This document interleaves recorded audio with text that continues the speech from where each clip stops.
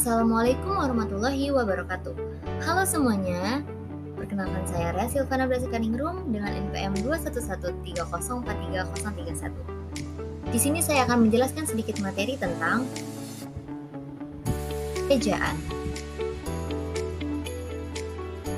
Pada tahun 2015 telah dilakukan penyempurnaan ejaan dan ditetapkan menjadi Peraturan Kementerian Pendidikan dan Kebudayaan Nomor 50 Tahun 2015 tentang Pedoman Umum Ejaan Bahasa Indonesia. Sejarah ejaan yang pertama ditinjau dari sejarah penyusunannya sejak Peraturan Ejaan Bahasa Melayu dengan huruf Latin ditetapkan pada tahun 1901 berdasarkan rancangan CHA van Ophuijsen. Yang kedua, ejaan Republik berlaku sejak tanggal 17 Maret 1947. Pemerintahan berkeinginan untuk menyempurnakan ejaan van Ophuijsen. Adapun hal tersebut dibicarakan dalam Kongres Bahasa Indonesia pertama pada tahun 1938 di Solo. Kongres Bahasa Indonesia pertama menghasilkan ketentuan ejaan yang baru yang disebut Ejaan Republik atau Ejaan Suwandi. Kongres Bahasa Indonesia II digelar pada tahun 1954 di Medan. Kongres ini digagas oleh Menteri Muhammad Yamin. Dalam Kongres Bahasa Indonesia II ini, peserta Kongres membicarakan tentang perubahan sistem ejaan untuk menyempurnakan ejaan Suwandi. Yang keempat, ejaan Melindo, dikenal pada akhir 1959 dalam Perjanjian Persahabatan Indonesia dan Malaysia. Pembaruan ini dilakukan karena adanya beberapa kosakata yang menyulitkan penulisannya.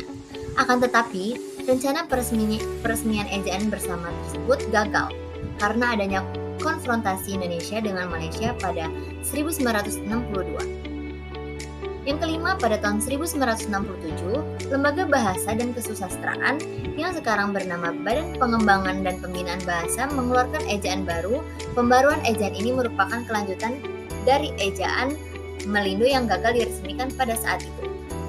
Yang keenam, ejaan Bahasa Indonesia yang disempurnakan berlaku sejak 23 Mei 1972 hingga 2015 pada masa Menteri Mansuri Saleh. Ejaan ini menggantikan ejaan Suwandi yang berlaku sebelumnya. Ejaan Bahasa Indonesia yang disempurnakan ini mengalami 2 kali perbaikan, yaitu pada tahun 1987 dan 2009. Yang ketujuh, ada ejaan Bahasa Indonesia diresmikan pada tahun 2015 di masa pemerintahan Joko Widodo dan Anies Baswedan sebagai Menteri Pendidikan dan Kebudayaan Republik Indonesia. Yang pertama, ada huruf kapital. Huruf kapital adalah huruf yang berukuran dan berbentuk khusus lebih besar dari huruf biasanya. Biasanya digunakan sebagai huruf pertama dari kata pertama dalam kalimat. Huruf pertama, nama diri, dan sebagainya. Contoh penggunaannya, huruf kapital atau huruf besar dipakai sebagai huruf pertama pada awal kalimat.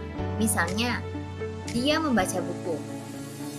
Di kata dia, D-nya huruf kapital. Yang kedua, huruf kapital dipakai sebagai huruf pertama petikan langsung. Misalnya, adik bertanya, kapan kita pulang? Untuk kata kapan menggunakan huruf kapital.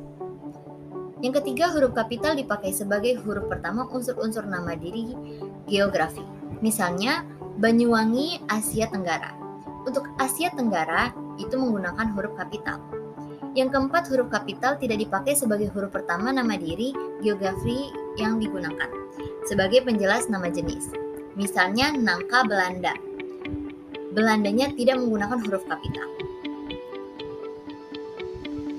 Yang kedua, ada huruf miring. Huruf miring adalah huruf yang tercetak miring atau dalam terminologi tipografi disebut italik. Huruf italik ini biasa digunakan untuk memberikan penekanan pada sebuah kata. Di samping itu, berbagai huruf tersebut juga dipakai untuk menunjukkan sebuah istilah atau kata yang berasal dari bahasa asing. Contoh penggunaannya, yang pertama, huruf miring dalam cetakan dipakai untuk menulis nama buku, majalah, dan surat, kabar, dan kutipan dalam tulisan. Misalnya, majalah Bahasa dan Sastra diterbitkan oleh Pusat Bahasa. Untuk Bahasa dan Sastra menggunakan huruf italik. Yang kedua, huruf miring dalam cetakan dipakai untuk menegaskan atau mengkhususkan huruf bagian kata kata atau kelompok kata. Misalnya, dia bukan menipu, melainkan ditipu. Untuk me dan di itu menggunakan huruf miring. Yang ketiga, huruf miring dalam cetakan dipakai untuk menuliskan kata atau ungkapan yang bukan bahasa Indonesia. Misalnya, politik divided et impera pernah merajalela di negeri ini. Untuk divided et impera menggunakan huruf italik atau huruf miring. Yang keempat, ungkapan asing yang telah diserap ke dalam bahasa Indonesia penulisannya diperlakukan sebagai kata Indonesia. Misalnya, korps diplomatik memperoleh perlakuan khusus. Untuk korps diplomatik menggunakan huruf italik atau huruf miring. Selanjutnya ada huruf tebal. Huruf tebal yang dituliskan dengan jarak yang lebih besar daripada huruf yang pada umumnya. Huruf tebal terlihat lebih besar jika dibandingkan dengan huruf yang biasanya. Istilah huruf tebal digunakan untuk huruf yang dicetak dengan tebal. Contoh penggunaannya yang pertama, huruf tebal dalam cetakan dipakai untuk menuliskan judul buku, bab, bagian bab, daftar isi, daftar tabel, daftar lambang, daftar pustaka, indeks, dan lampiran. Misalnya judul buku, habis gelap terbitlah terang.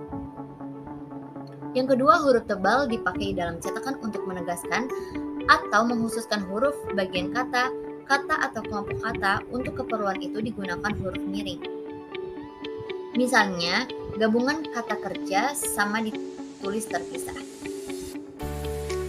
Yang ketiga, huruf tebal dalam cetakan kamus dipakai untuk menuliskan lema dan sublema, serta untuk menuliskan lambang bilangan yang menyatakan polisemi. Misalnya, mengalah sama dengan mengaku kalah. Untuk mengalah menggunakan huruf tebal. Selanjutnya ada kata turunan. Kata turunan adalah kata imbuhan atau kata dasar yang telah diberikan imbuhan baik berupa awalan atau perfeksi, sisipan atau infiks, akhiran atau sufiks, serta awalan, akhiran atau konfiks. Contoh penggunaannya, yang pertama, imbuhan atau awalan, sisipan, atau akhiran ditulis serangkai dengan bentuk dasarnya, misalnya dipermainkan. Yang kedua, imbuhan dirangkaikan dengan tanda hubung jika ditambahkan pada bentuk singkatan atau kata dasar yang bukan bahasa Indonesia, misalnya di-upgrade. Yang ketiga, jika bentuk dasar yang berupa gabungan kata, awalan, atau akhiran ditulis serangkai dengan kata yang langsung mengikuti atau mendahuluinya, misalnya menganak sungai. Keempat, jika bentuk dasar yang berupa gabungan kata mendapatkan awalan dan akhiran sekaligus, unsur gabungan kata itu ditulis serangkai, misalnya menyebar luaskan. Selanjutnya ada singkatan dan akronim. Singkatan adalah kependekan atau gabungan huruf, sedangkan akronim adalah kependekan huruf yang terdiri atas beberapa unsur. Dalam penggunaannya, akronim berfungsi sebagai penyingkat nama lengkap, penyingkat nama lembaga atau organisasi. Akronim bisa ditulis dengan huruf kapital atau huruf biasa, tergantung konteks yang akan digunakan. Contoh penggunaannya yang pertama, singkatan nama orang, nama gelar, sapaan, jabatan, atau pangkat diikuti dengan tanda titik di belakang tiap-tiap singkatan itu. Misalnya, W.R. Supratman merupakan nama dari W.G. Rudolf Supratman. Yang kedua, singkatan kata yang berupa gabungan huruf diikuti dengan tanda titik. Misalnya, TGL, titik, sama dengan tanggal.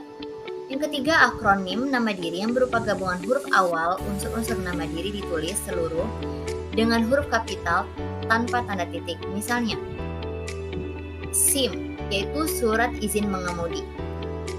Keempat, akronim nama diri yang berupa singkatan dari beberapa unsur ditulis dengan huruf awal kapital.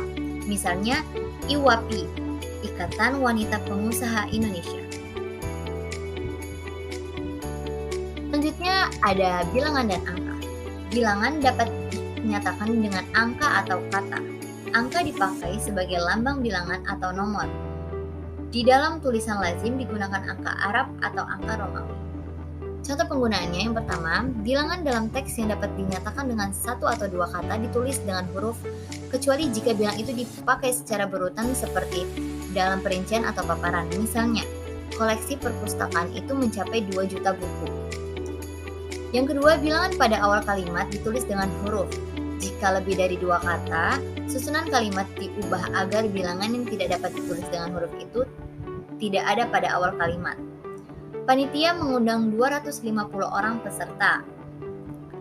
Yang ketiga, angka menunjukkan bilangan utuh besar dapat dieja sebagai sebagian supaya lebih mudah dibaca. Misalnya, proyek pemberdayaan ekonomi rakyat itu memerlukan biaya 10 triliun. Yang keempat, angka digunakan untuk melambangkan nomor jalan, rumah, apartemen, atau kamar. Misalnya, Jalan Wijaya nomor 14. Sekian materi yang dapat saya sampaikan. Terima kasih. Wassalamualaikum warahmatullahi wabarakatuh.